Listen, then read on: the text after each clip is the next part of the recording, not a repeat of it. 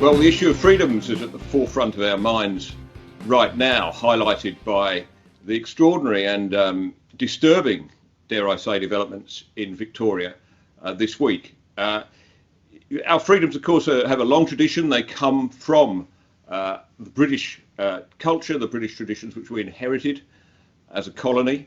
And I've been struck by how much the interpretation of freedom here is so similar, indeed perhaps even identical, to that in much of the English-speaking world. Someone who's written about this extensively is the former British Euro MP, Daniel Hannan. Daniel Hannan published a book in 2013, I believe, on the Anglosphere. He was out here to promote it. We debated it furiously, but in the end I couldn't help but agree with him. I'm delighted to welcome from the UK now, Daniel Hannan. Welcome, Daniel. It's always a great pleasure to be with you, Nick, my mate. Daniel, you wrote a very thorough and convincing account of the freedom, the particular peculiar kind of freedom that arose in that wet, damp islands which you now occupy and spread around the world. Can you just give me a taste of what that freedom is and what makes it so distinctive? And then we might move on and say, are we worried about what's happening to it now? Well, I think the really extraordinary, unique thing about the individualist cultures that Australians and Brits, and indeed now most people in the Western world, have become used to, is quite how freaky it is, quite how exceptional by historical standards. You know, we're a species which evolved in kin groups, in tribes. We have, if you like, collectivist genes.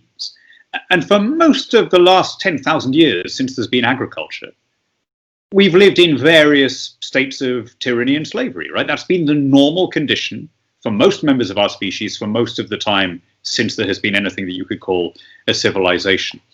And I wonder sometimes whether we in open liberal democracies that have elevated the individual above the collective, that have elevated the rules above the rulers, have got something that you can call the rule of law, aren't living through a kind of weird blip. You know, it feels almost as though we're in the interglacial, you know, and the frozen ice age is on either side of us, and that is the more normal, natural condition of humankind. And one of the things, listening to your introduction, that this whole ghastly response to the epidemic has reminded us of is how easily people surrender their freedoms, and then how reluctant they are to take them back again, as long as you have an argument of necessity, of emergency, people will put up with the most extraordinary abuses of what used to be regarded as their most basic civil rights. You wrote in your book, I was struck at the time when I read that Australia is the philosophy of John Stuart Mill made flesh. Do you have any cause to revisit that in light of the events in Victoria where the Premier is doing, you know, basically undemocratic, extra-parliamentary things on the pretext of solving this pandemic? Yeah, I mean, I stand by what I said in general, right? I mean, Australia, compared to almost any other country, has tended to be on the side of the angels when it counts, right? Most countries have patchy records, but if you look at the times when there's really been a contest between civilizations that value freedom and civilizations that value collectivism, Australia is in that pretty short list of countries that was on the right side every time in the two wars, in the Cold War, and so on. And even now, with the whole world going through an authoritarian spasm in response to the COVID epidemic, Australia, I think a lot of countries would still gladly swap their problems for yours. But that said, you know, the fact that even in Australia, or at least even in a big populous Australian state, people will not only tolerate, but will actually demand these extraordinary crackdowns and diminutions of their liberty, is again a reminder of how fragile, how precious, and in many ways how artificial an open society is. You know, it's the idea that personal freedom is an inalienable right. You know, for the last few hundred years, we've taken that for granted, but most of the world doesn't think that way. Our ancestors didn't think that way for most of the time that they were thinking. And it may well be that people will look back on the last 300 years as a kind of libertarian blip in the otherwise much more autocratic pattern of government. One of the warning signs for me is the sort of changing role of the police. You know, we inherited, I think, that tradition which developed in Britain in the early 19th century. The idea that the police are citizens in uniforms, that they govern, that they apply the law by consent. It's not enforcement. And I'd always known that intellectually. I think now I kind of see what happens once the police are out there. I mean, we have a coronavirus enforcement division in the Victorian police now, whose job it is to go around, you know, the stuff. Make sure people have got masks on. They have the power to enter people's homes now without a warrant. They can seize anything they want, destroy anything they want. Suddenly, it seems to me the police have jumped way beyond the idea of applying the law by consent. Yes, I mean, there was something I thought rather symbolic when we had the statue smashing protests here 2 months ago, and indeed around the world. One of the, I mean, yeah, you could make quite an interesting competition of what is the stupidest statue that they, you know, from their point of view, that they attacked. Was it Abraham Lincoln? Was it, you know, Winston Churchill? But I think you could make a case for the most bizarre statue to vandalize being that of Robert Peel, who was the guy who came up with the concept of the copper as a policeman, as a citizen in uniform, and this idea that we've had ever since in Britain and the countries which copied our policing tradition, that, you know, the copper is not some licensed agent of the state, that he has no more powers than you or I do, except insofar as those powers are temporarily and contingently bestowed on him by a magistrate. Now, the world over, we have seen abuses of police power. In this country, we had in the early days police, you know, telling people to get out of their own gardens, you know, stopping them from loitering or walking too slowly in parks. In one case, ticking someone off for buying items that they thought were unnecessary and were too luxurious. And then, the moment that people came out en masse to demonstrate for Black Lives Matter, suddenly, literally falling to their knees before it. And I think that was a real change, because it was such an obvious political move. You know, we had, but the thing that really triggered the statue smashing episode, the iconoclasm here, was the attack on a statue in Bristol, where the local coppers just watched it happen, didn't make any attempt to defend property or enforce the law. And afterwards, the superintendent said, well, you know, it's been a very problematic thing for a lot of the black community here. Well, yeah, you know, I accept that. It probably was. But that is not a decision for a middle-ranking superintendent to make, right? I mean, that's why we have democracy. It's why there's a Bristol City Council. And what we saw there, I'm afraid, was our police, and similar things have happened around the world, seeing which way the wind was blowing and lining up with, let's say, the intellectual elites, you know, the universities, the BBC, the politicians, etc. Not with the ordinary population, which was always in favour of law and order, and indeed in favour of statues. But it was, I thought, a very sad moment, and something I hadn't really expected to see. That we went from this extreme authoritarianism one day to this sudden permissiveness, provided that you were demonstrating in favour of Black Lives Matter. God help you if you demonstrated against the lockdowns, then you would feel the full force of the law. Yeah, just jump continents for a second, because I think there's a common theme here with what we've seen in Hong Kong, which I regard really as the frontier for freedom right now. I think the role of the police there has been crucial, right? Early on in those big protests, the police were there, you know, with nothing more than a truncheon and a notebook, you know, just making sure everybody was keeping off the grass, it seemed to me. And then over the space of about 6 months, the whole police force became transformed into a sort of almost paramilitary unit. Did you observe that too?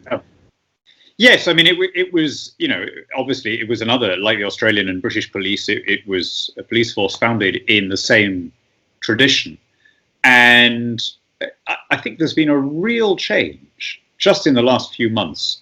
Up until now, China has been pretty careful about observing the letter, if not the spirit, of the 1984 Accords, right? The PLA soldiers in Hong Kong didn't leave their barracks. The if you like, approximations of policy with China were always driven by pro-Beijing politicians in Hong Kong, so they were technically legal. There was no abuse of the actual treaty until now. I think the imposition of the security law, I mean, it was pretty obvious listening to it that even Carrie Lam had nothing to do with the drafting of it. And I think Hong Kongers now sense that they are going to be treated like Uyghurs or Tibetans or Falun Gong or any other kind of suspect group. And the evidence of how quickly that can change, that on the morning that new law was promulgated, we had, as you say, these previously quite correct, benign, well-behaved coppers, arresting people for holding up placards, including one 9-year-old girl. I mean, it is scary how quickly that can happen. And I think coming out of this crisis, there's going to be a lot of things that are going to be unpleasant for people of a liberal free market bent. A lot of our own societies are going to be more big government, more authoritarian, more indebted. But there is also going to be a big geopolitical change in that power will have shifted to these dictatorial regimes and above all to China. I think what's happening in China has illustrated, for me at least, more than anything, the deep, profound truth which you wrote about, which is, the idea of freedom that came from Britain. Nobody is above the law. Even the monarch is not above the law. That society's strength comes from the bottom up, not from the top down. This seems to be what exactly people are protesting against in Hong Kong. People talk about democracy. They have a form of democracy, but even under the British, they had a pretty imperfect form of democracy. It's not so much the vote at the ballot box, it's how they order their civil society. Yeah, exactly right. Exactly right. It's this very basic principle that the rules are above the rulers. In other words, that the people in office don't get to make things up as they go along. And again, we take that for granted, but it doesn't come naturally, right? People have to be taught that. The much more intuitive position for most people, the kind of gut feeling that most people will have about this is, oh, well, as long as they're doing the right thing, who cares? And again, we see even in really advanced, developed liberal countries like yours and mine, how quickly people lose interest in process when they happen to favor the outcome. I mean, you see this very clearly, for example, in the run-up to the US election, right? Donald Trump has very plainly and, without even really disguising what he's doing, exceeded his powers in order to trespass into areas that are supposed to be reserved for the legislature in order to pass certain decrees on, unemployment benefit, on student finance, on repossessions and so on. I mean, the measures themselves may be unexceptional, but there was no question, and he more or less admitted in justifying it, that he was doing it because Congress hadn't acted. The interesting thing was that the Republicans, who had screamed blue murder when Obama did similar things over immigration policy, suddenly said, oh yeah, but Obama did something similar. And well, yeah, and their argument at that time was no president should do this. Suddenly they've shifted to, well, it's okay for our guy to do what their guy did. Now, that second position is the more intuitive one for most people, right? That's the scary thing. It accords with people's rough sense of fair play. We're only doing what they did. But it is utterly incompatible with an open society. And once people start thinking that it's okay for your guy to do things because his heart's in the right place and they're good things, and it doesn't really matter if he cuts a few corners, then you cease to be a country like Australia or Britain, and you become a country like Syria or Zimbabwe, right? And those historically have been the much more normal way of running things. Yeah, it goes to the very delicate balance, doesn't it, in democracy? I mean, for a time we thought we could go around the world with the Americans and just put ballot boxes in schools in the most formerly despotic countries and expect democracy to take over. Well, it's hard, though, to get across the subtleties of democracy, isn't it? Like the fact that just because you win an election, you can't lock up your opponent. Well, this is it. This is it. I mean, you made the point brilliantly a second ago with reference to Hong Kong, right? Hong Kong had the rule of law, but not democracy. And that is, if you've got to pick one or the other, that is definitely the one to go for.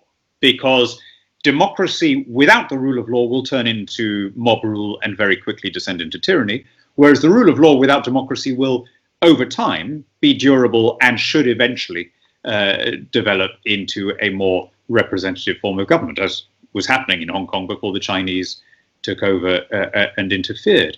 So, but, you know, again, think of the double standards here. Think of the howls of protest and the accusations of tyranny and so on when Viktor Orban declared a state of emergency, which, by the way, has now ended, right? He's restored the previous constitution, right? Did the people screaming blue murder when he did that complain when the same thing happened in Melbourne on a much longer timescale? Did they complain when even more stringent measures were applied in New Zealand, where they're now saying you will be taken to a quarantine facility and kept there until you agree to take the test, right? Of course not, because, oh, you know, Jacinda Ardern's on the left, she's female, she means well, she's got a baby. And people are, you know, displaying that classic human inability to care about the process itself rather than starting with which is my team. Yeah. The police, stay with the police. So what on earth is happening in the United States? Talk about the changing role of the police. I mean, there's a strong movement on there to abolish the police, essentially. What do we make of that? Yeah, I mean, a movement supported by everyone except the general population, right? I mean, supported by all the talking heads and the groveling corporates and, you know, CNN and the Democratic politicians and the mayors, by everyone except the actual populations, especially the black populations of the areas that have been most touched by the unrest. If there's one thing that's going to put Trump in, it's going to be that overreach and the ensuing civil disorder. Voters absolutely hate it, you know. And the one thing that I learned in my 21 years in politics is that the silent majority is almost always bigger than anyone realizes.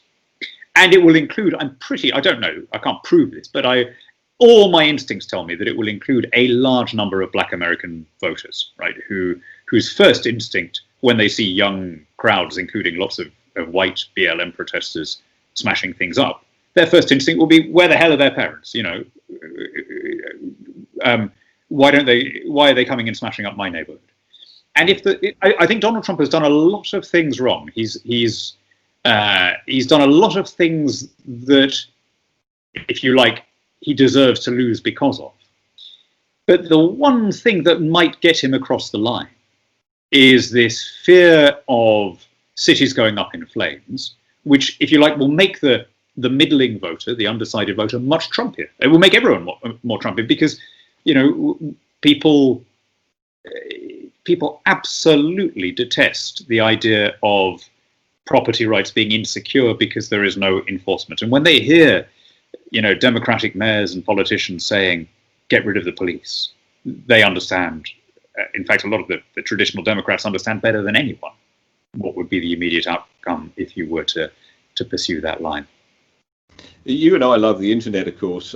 We wouldn't be able to do this for technology, but you know, I mean, one of the things, of course, is we're increasingly in these polarized sort of search bubbles. You know, one person will call up BP on their computer and they'll get threat to the environment. Their neighbour will call it up and they get investment opportunity, right? Yeah. So, but the consequence of that is I find it very hard now to sometimes fathom the thinking on the progressive left, particularly over this Black Lives Matter, which just seemed to come out of the blue and became global in about 2 nanoseconds. What do you make of it? Explain it to me, please. I'll tell you what, Nick. The most foolish column I've ever written, the stupidest article I've written, and I'm sure my critics will tell you that it's a very crowded field and there are plenty of others to choose from. But I'm pretty sure this one is still ahead by a length or two. was at the very beginning of the epidemic, in mid to late March, when I wrote a Telegraph column saying, this will be the end of identity politics. It will all seem so unbearably petty and trivial now because we've got a real thing happening. And there's going to be mass unemployment, and people are going to care about who's going to start the economy again, and no one's going to give two hoots about whether the epidemiologists are white men, and when there's mass unemployment, no one's going to care about the gender pay gap. They're only going to care about people being in work and so on. Boy, did I get that wrong, right?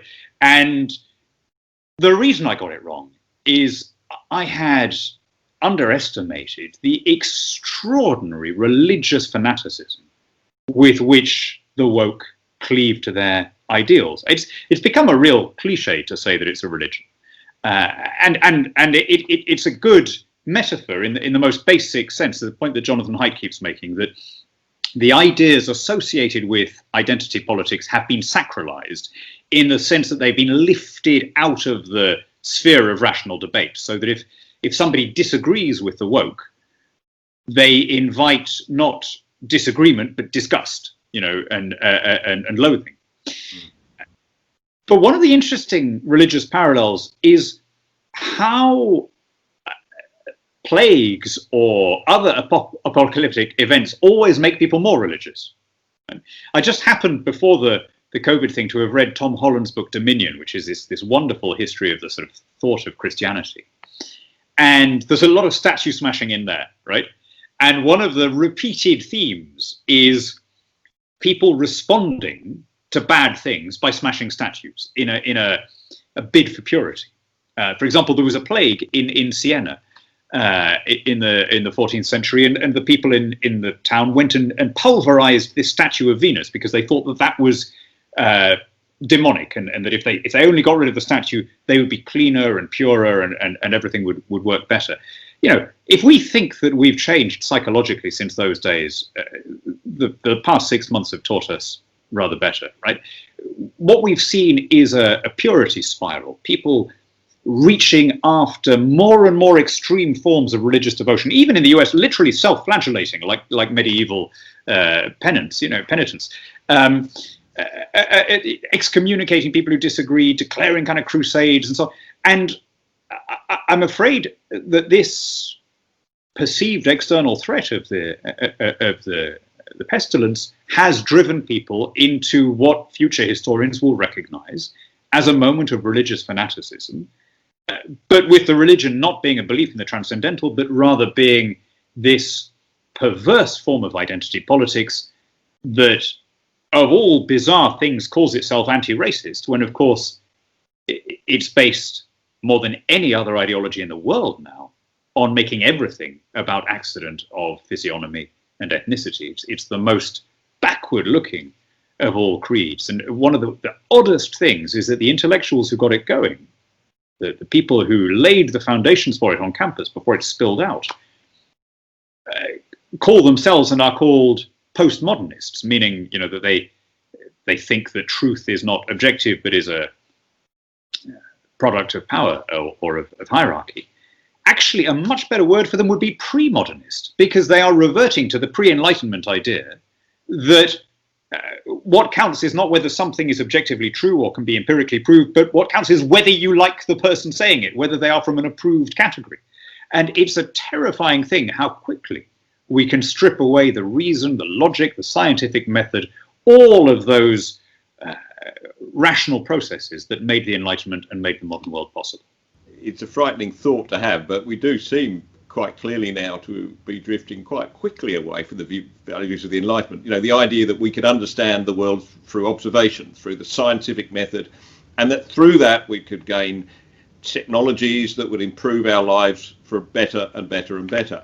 Now that seemed to shift for me, I think, around about 1967 or the 69 perhaps, with the moon landing and Woodstock following straight after that. And you suddenly got this feeling straight to the surface that we're on the eve of destruction.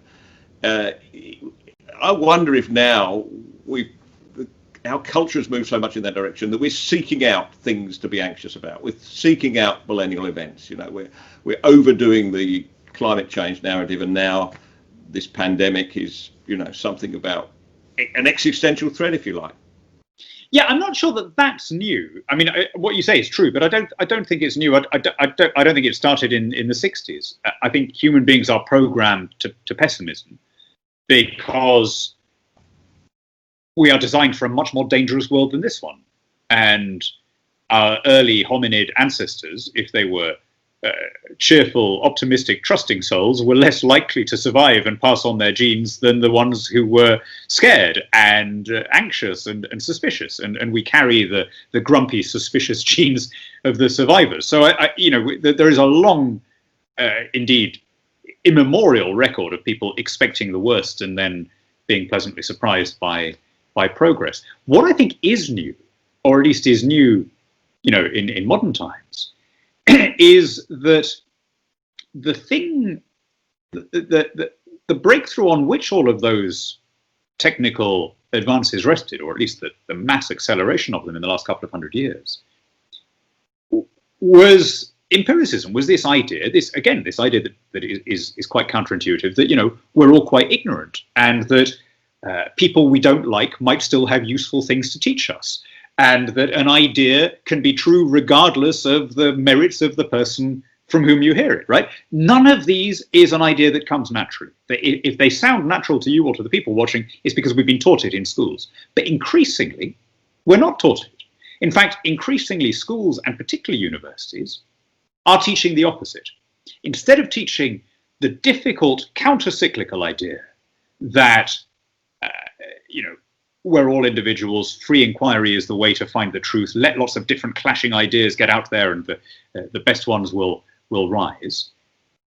The universities, the places that should be temples of Enlightenment values, are the ones disseminating the old pre-modern idea that, no, the only thing that matters about you is that you are a heterosexual white man or whatever, and that everything about you, therefore, is defined by these kind of tribal or physical categorizations. And sure enough, that is how society worked for a long time. People were tribal, they divided into us and them and so on. It's so bizarre, though, that the comeback should be coming through the institutions that were set up to disseminate the idea of science and reason.